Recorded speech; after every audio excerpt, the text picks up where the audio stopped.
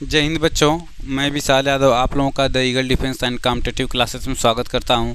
और आज हम लोग देखने वाले हैं कि यौगिकों का कैसे अणुभार निकालते हैं। ठीक है, तो आप लोग रेडी हो जाइए पेन और पेपर लेके।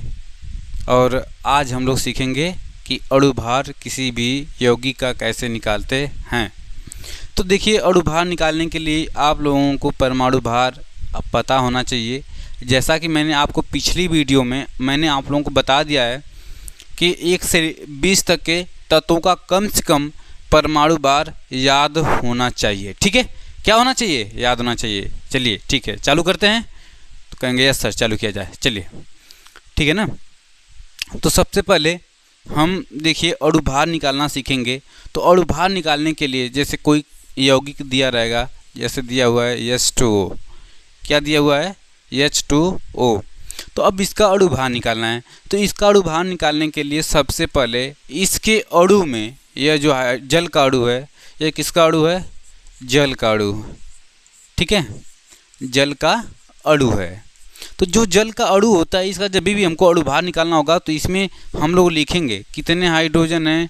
तो 2 गुणते हाइड्रोजन का परमाणु कितना होता है, परमाणु भार तो 1 होता है। हमने 1 लिखा।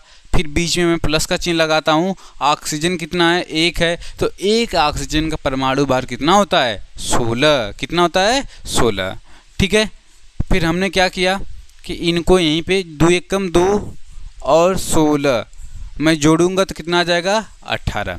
चलिए एक बार इसको हम फिर से देखते हैं। यहाँ पे हाइड्रोजन की संख्या कितनी थी? तो यहाँ पे हाइड्रोजन की संख्या 2 थी। कितनी थी? 2 थी। ठीक है, हाइड्रोजन की संख्या 2 थी।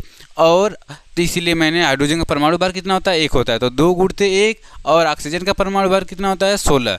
तो 2 + 16 बराबर कितना हो गया? 18। ऐसे ही हम लोग देखेंगे इसका, ऐसे ही हम लोग देखेंगे नमक का। नमक का जो सूत्र होता है, इसको नमक या सोडियम क्लोराइड बोला जाता है। क्या बोला जाता है? Sodium chloride.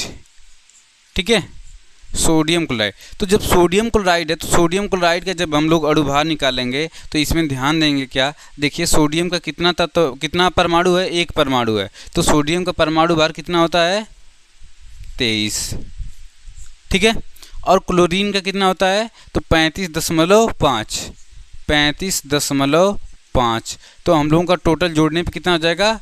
58.5। एक बार फिर से देखिएगा, सोडियम का परमाणु भार 23 और क्लोरीन का 35.5, दोनों को जोड़ देंगे कितना हो जाएगा? 58.5 हो जाएगा। कितना हो जाएगा?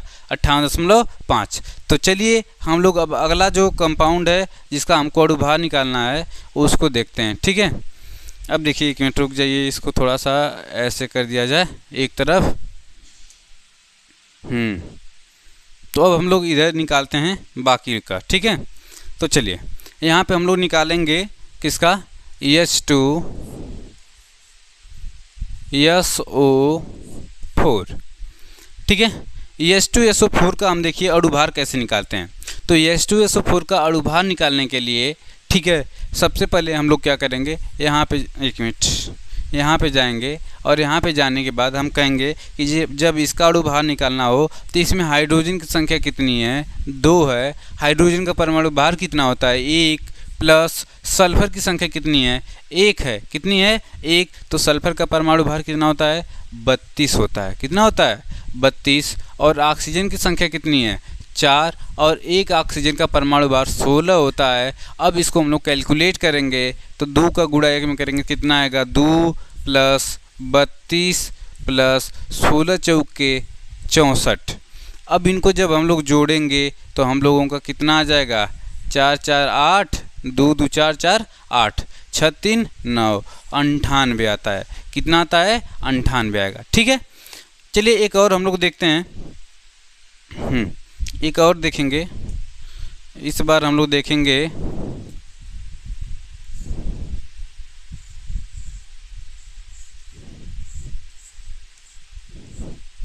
MgOH का होल ट्वाइस। तो देखिए मैग्नीशियम का परमाणु क्रमांक होता है 12 और इसका जो परमाणु भार होता है 24। तो मैग्नीशियम की संख्या कितनी है, 1 है, तो इसका हम लिखेंगे कितना, 24।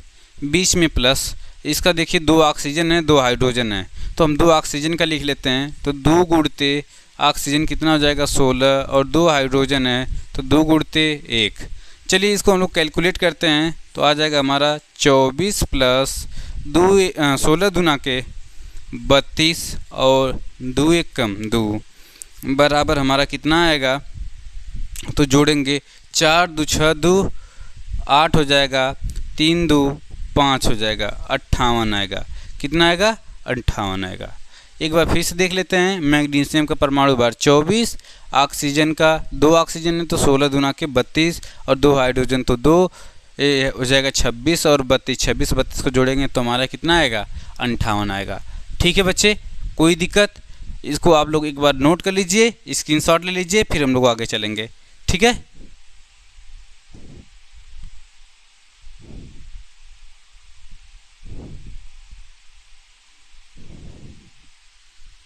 चलिए तो हम लोग चलते हैं आगे। अब हम लोग लेंगे किसका, Al2O3 का आप लोग निकालिए, और MgCl2 का निकालेंगे, CaCO3 का निकालेंगे, और आप लोग निकालेंगे Na2CO3 और HCl, इसका आप लोग निकालेंगे। ठीक है, और ग्लूकोज का C6H12O6 और CH4, इतने का हम लोगों को क्या निकालना है, अणु भार निकालना है। ठीक है, तो चलिए देखते हैं हम लोग एकदम नीचे से इनको उठा के एक तरफ किया जाए। ठीक है, एक तरफ करने के बाद इधर हम कर लेते हैं, और हम लोग सीखेंगे इनका क्या निकालना, अणु भार निकालना सीखेंगे। तो चलिए देखिए, सबसे पहले CH4 का देखिए, CH4 में कार्बन की संख्या कितनी है, 1, तो 1 गुणते 12 प्लस हाइड्रोजन की संख्या कितनी है 4, तो 4 गुणते 1। इसको जब कैलकुलेट करेंगे तो 12 1 कम 12 प्लस 4 1 कम 4 बराबर कितना आ जाएगा, 16। अब देखिए यहाँ पे हम लोग देखेंगे किसका, ग्लूकोज का। ग्लूकोज में कितने कार्बन, 6 कार्बन, तो 6 गुणते 12 प्लस हाइड्रोजन कितने, तो 12 गुणते 1 प्लस ऑक्सीजन कितने, तो 6 गुणते 16 होता है ऑक्सीजन का, यहाँ पे हो जाएगा 16। जब इसको कैलकुलेट करेंगे तो 12 छक 72 प्लस 12 एकम 12 प्लस 16 छक्का 96। ठीक है, जब इनको जोड़ा जाएगा तो आगे हम लोग यहीं पे जोड़ लेते हैं।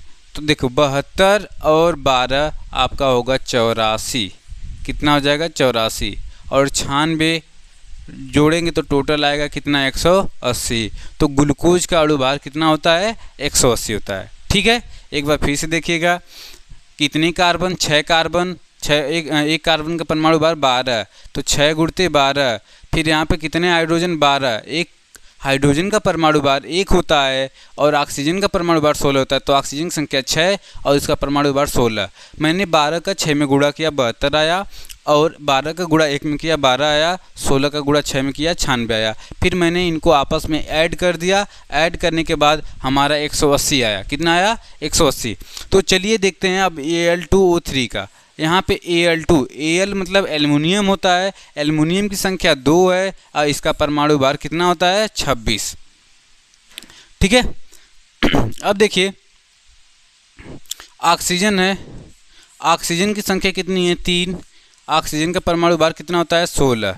इनको हम जोड़ेंगे तो 26 दूना के 52 प्लस, ठीक है 16 तियाँ 48। 1 मिनट, मुझे थोड़ा सा कन्फ्यूजन है, 1 मिनट। हाँ, एल्युमिनियम का जो परमाणु भार होता है, एल्युमिनियम का जो परमाणु भार होता है 27 होता है। ठीक है, कितना होता है 27, यहाँ पे हम लिखेंगे 27। ठीक है, तो 27 दूना के कितना हो जाएगा 54 हो जाएगा।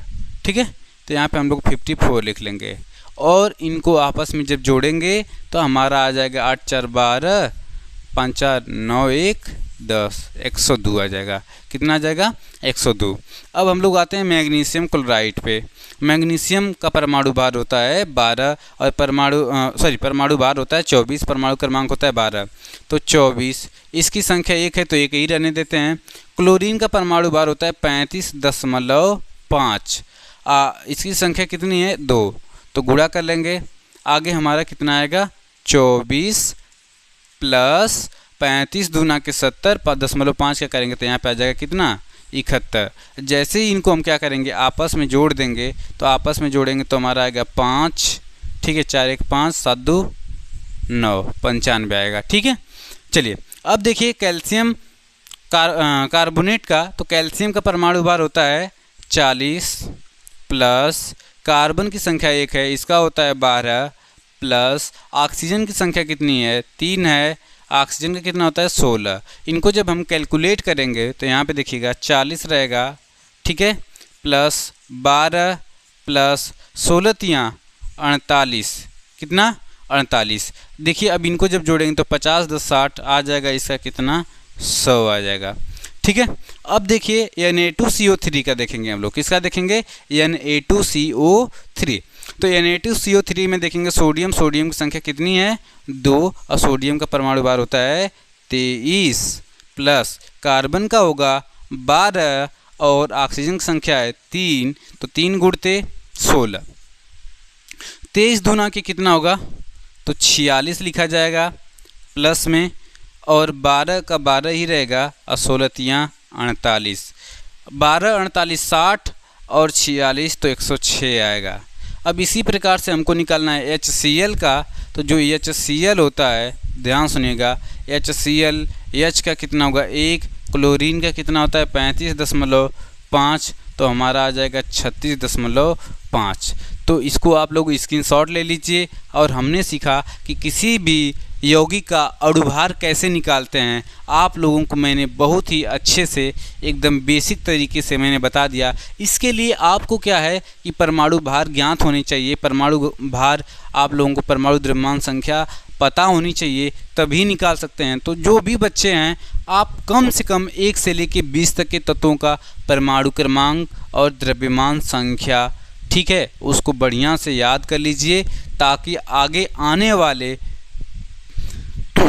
अध्यायों में आपको ज़्यादा दिक्कत ना हो, परेशानी ना हो।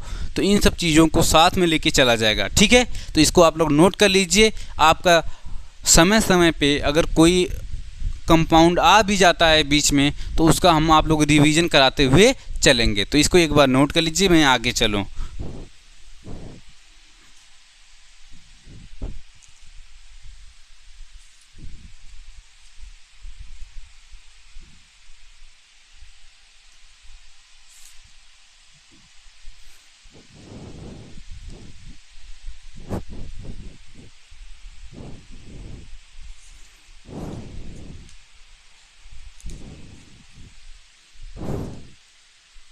तो चलिए अब हम लोग सीखने वाले हैं कि तुल्यांकी भार कैसे निकालते हैं। तो आप लोग सुनिएगा कि अलग अलग तत्वों का जो तुल्यांकी भार होता है, उसको निकालने का अलग अलग तरीका होता है। ध्यान सुनिए, अलग अलग तत्वों का, पदार्थों का तुल्यांकी भार निकालने का अलग अलग तरीका होता है। तो इसलिए हम लोग सबसे पहले सीखने वाले हैं कि धातु का तुल्यांकी भार कैसे निकालें। तो जो धातु का तुल्यांकी भार होता है, धातु का तुल्यांकी भार निकालना। तो देखिए, जो धातु का तुल्यांकी भार होता है, तो धातु का तुल्यांकी भार निकालने का एक तरीका होता है। जैसे कि मैं आपको बताऊं, धातु का तुल्यांकी भार बराबर होता है धातु का द्रव्यमान संख्या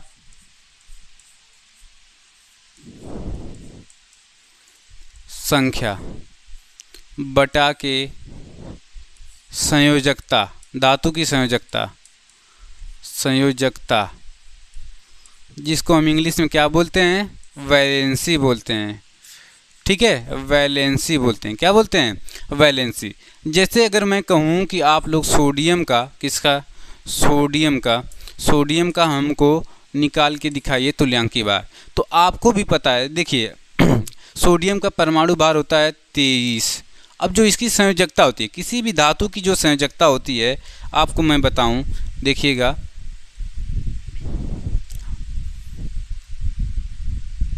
हाँ, जो धातु की संयोजकता होती है, देखिए यहाँ पे जितने भी धातु हैं, मतलब इस वाले में जितने भी धातु होंगे, इस वाले में इनकी संयोजकता 1 होगी, इसमें कितनी होगी, 2 होगी, इसमें 3 होगी, ऐसे करके यहाँ पे भी 3 होगी संयोजकता। तो ठीक है, तो इनकी जो संयोजकता होती है एस ब्लॉक और पी, और बीच में क्या होता है, कौन सा होता है, डी ब्लॉक होता है। तो सबकी संयोजकता फिक्स होती है, उसी वाले कॉलम में रखे होते हैं। तो धातुओं की संयोजकता कितनी होती है, तो वो डिपेंड करता है कि उसकी स्थिति पीरियोडिक टेबल में कहाँ है। ठीक है, तो चलिए अब देखते हैं हम लोग कि जो सोडियम है, तो सोडियम के आउटर सेल में 1 इलेक्ट्रॉन होता है, तो इसकी संयोजकता कितनी होती है, 1 होती है। जैसे सोडियम का परमाणु क्रमांक होता है 11 और इसका परमाणु इलेक्ट्रॉन विन्यास क्या होता है, 2 और 8 और 1 होता है। तो इसके आउटर सेल में 1 इलेक्ट्रॉन होता है, तो उसे हम क्या कहेंगे कि इसकी संयोजकता 1 है। ठीक है, जितना इलेक्ट्रॉन वो त्यागते हैं वही उनकी संयोजकता होती है। ठीक है, अब देखिए इसको इरेज कर दिया जाए। अब देखो, तो इसकी जो तुल्यांकी भार आएगा कितना आएगा, 23 आएगा। ऐसे ही हम लोग जब मैग्नीशियम का निकालेंगे, तो मैग्नीशियम का परमाणु भार होता है 24। ठीक है, अब इसकी जो संयोजकता होती है 2 होती है, क्या होती है, 2, तो इसका आ जाएगा कितना, 12।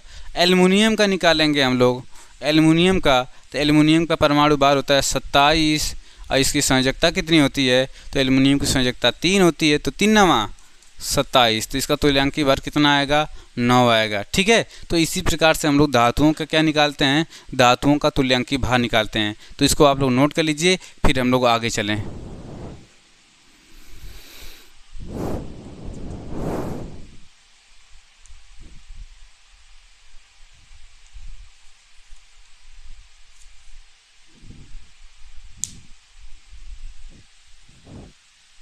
ठीक है, अब हम लोग सीखेंगे कि अम्ल का तुल्यांकी भार कैसे निकालें। किसका, अम्ल का तुल्यांकी भार। देखिए अम्ल का तुल्यांकी भार निकालना, तुल्यांकी भार निकालना,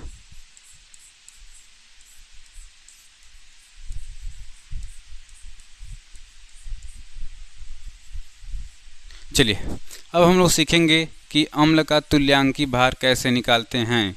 ठीक है, इसको हम ऊपर करें तो देखिए अम्ल का तुल्यांकी भार कैसे निकाला जाएगा।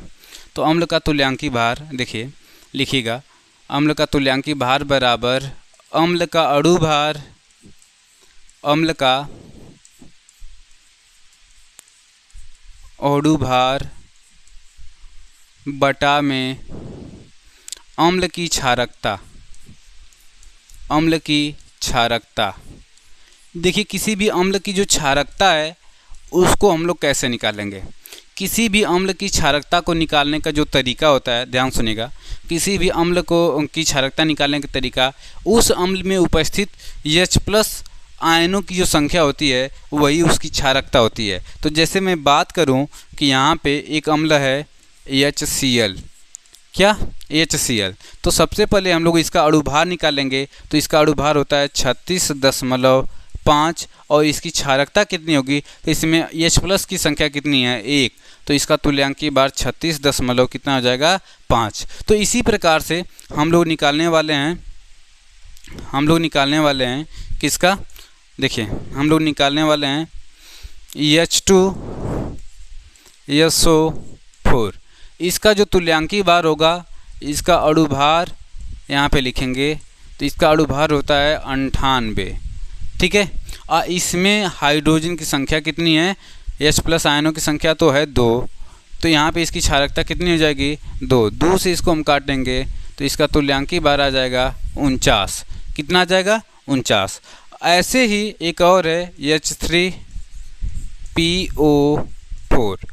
इसका जब निकालना होगा तो यहाँ पे इसका हम लोग लिखेंगे क्या, अणुभार, ठीक है, और बटा के क्षारकता, ठीक है। तो इसकी जो क्षारकता होगी यहाँ पे H+ की जो संख्या है 3 है, तो यहाँ पे कितना हो जाएगा 3। इसको एक बार आप लोग बढ़िया से स्क्रीनशॉट या नोट कर लीजिए, तो हम लोग आगे बढ़ाएं, ठीक है।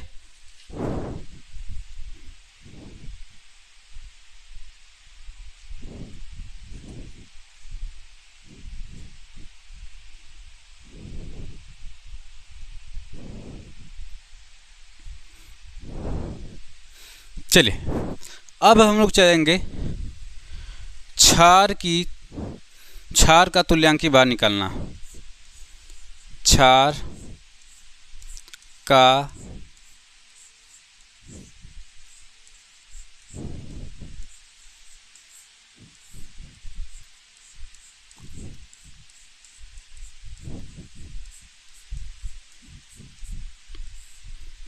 चलिए देखिए, क्षार का तुल्यांकी बार हम लोग कैसे निकालते हैं, ठीक है। जो क्षार का तुल्यांकी बार निकालने का तरीका होता है, ध्यान सुनिएगा।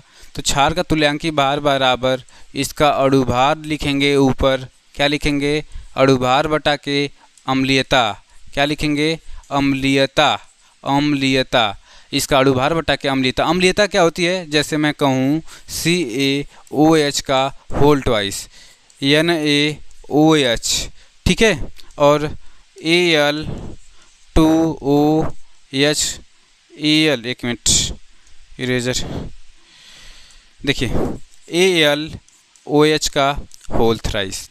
तो यहाँ पे हम लोग देखेंगे क्या, इसका अणुभार लिखेंगे, जैसे NaOH है तो इसका होता है 23, इसका 16, इसका जैसे मैं इसी का निकाल दूँ, ठीक है, निकाल के दिखाता हूँ आप लोगों को।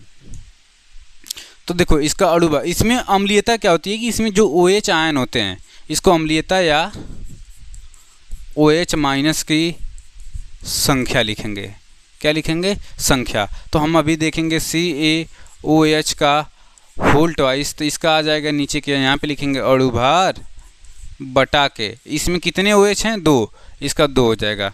यहाँ पे देखिएगा NaOH का, तो इसका हम देखेंगे अणुभार, ठीक है, और इसका कितना आ जाएगा, बटा में OH की संख्या 1 है, तो जैसे इसका अणुभार, तो यहाँ पे ये 23 होता है, और इसका होगा 16 + 1 17, 17 3 20 20 40, इसका हो जाएगा कितना, 40 बटा के 1 बराबर कितना आ जाएगा हमारा, 40 आएगा, ठीक है।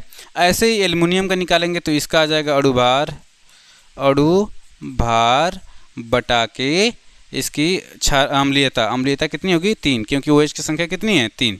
तो ये हो गया हम लोगों को क्या, क्षारों का तुल्यांकी भार निकालना। अब हम लोगों को सीखना क्या है, लवणों का तुल्यांकी भार निकालना।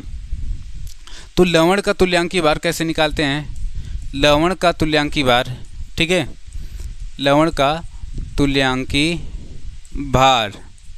तो जो लवण का तुल्यांकी भार का जो तरीका होता है, ध्यान सुनेगा, लवण का तुल्यांकी भार निकालने का तरीका, तो जो लवण होता है उसका अणुभार ऊपर लिखते हैं, अणुभार बटा के लवण में उपस्थित धातु की संयोजकता, क्या, संयोजकता। अब चलिए जैसे देखिए NaCl है, NaCl में NaCl एक लवण है, इसका होता है 58.5 अणुभार होगा। और सोडियम, तो सोडियम की जो संयोजकता होती है, सोडियम की जो संयोजकता होती है, सोडियम की 1 होती है, कितनी होती है, 1, इसकी संयोजकता 1 होती है। तो यहाँ पे हमारा कितना आएगा, 58.5। अगर मैं कहूँ AlCl3, तो यहाँ पे इसका हम लिखेंगे अणुभार बटा के एल्युमिनियम की संयोजकता कितनी होती है, 3। तो इस प्रकार से हमने आज सीखा कि किसी भी पदार्थ का तुल्यांकी भार कैसे निकालते हैं, और हमने सीखा अणुभार कैसे निकालते हैं, ठीक है। तो एक बार मैं बता दूं कि देखिए क्षार में अम्लीयता बोलते हैं, OH की संख्या को क्या बोलते हैं, अम्लीयता। जब अम्ल होगा तो उसमें H+ की जो संख्या होती है इसको क्षारकता बोलेंगे।